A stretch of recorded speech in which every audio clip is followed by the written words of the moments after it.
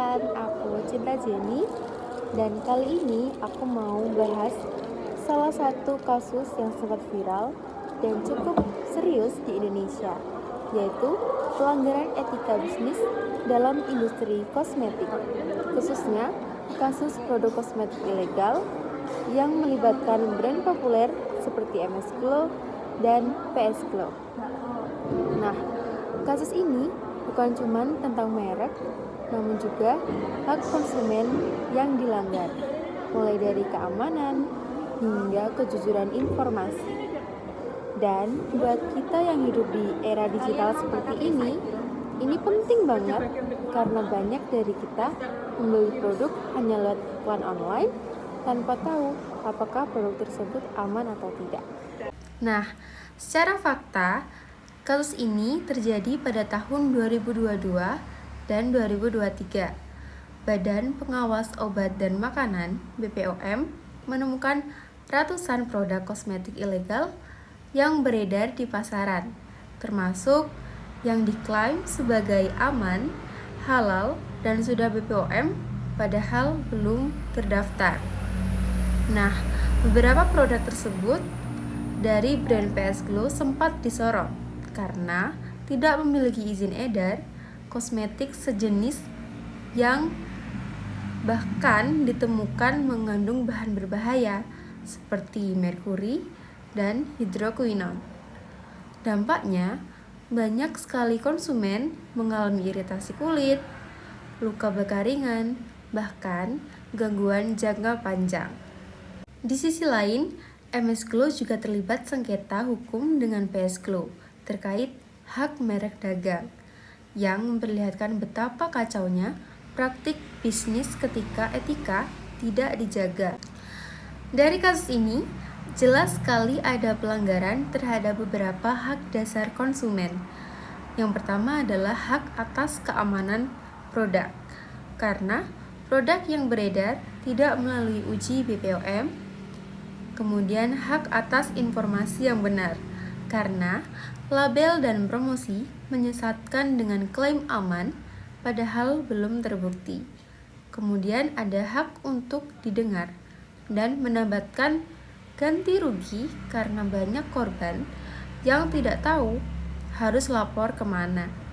Dalam konteks etika bisnis, pelaku usaha ini mengutamakan keuntungan jangka pendek tanpa memikirkan keselamatan dan kepercayaan konsumen.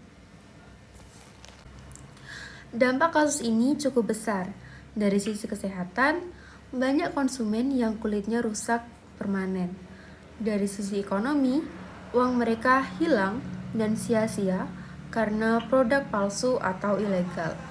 Dari sisi sosial, kepercayaan masyarakat terhadap produk lokal menjadi menurun, yang akhirnya industri kosmetik lokal yang seharusnya bisa berkembang malah kena efek domino karena ulah segelintir pihak yang tidak etis. Kalau dari aku pribadi sebagai seorang mahasiswa, aku merasa kita punya peran penting untuk lebih kritis dan aware. Aku sendiri sekarang selalu mengecek nomor BPOM sebelum membeli skincare maupun make up. Caranya gampang banget, tinggal masuk ke situs web BPOM. Lalu, selain itu, aku juga berusaha mengedukasi teman-temanku agar tidak gampang tergiur dengan produk instan putih atau yang harganya tidak masuk dengan akal. Nah, kita juga bisa membantu dengan lapor atau kasih review jujur di marketplace agar pembeli lain tidak mudah tertipu. Kalau untuk kondisi ideal, etika bisnis itu harus menjadi fondasi utama. Dalam industri kosmetik, perusahaan harus mendaftarkan produknya ke BPOM dan lembaga sertifikasi resmi sebelum dijual. Kemudian, perusahaan harus jujur dan transparan dalam promosi tanpa menyesatkan. Perusahaan juga harus siap bertanggung jawab jika produk mereka terbukti berbahaya.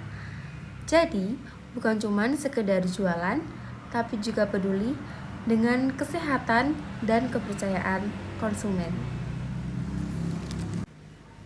Untuk solusi, menurutku ada 3 sisi yang harus berjalan beriringan. Yang pertama, dari sisi pemerintah dan BPOM harus mengawasi secara rutin di e-commerce atau penindakan tegas untuk pelaku bisnis yang nakal. Dari pelaku usaha, bangun sistem uji kualitas internal dan transparansi data izin di website maupun label produk.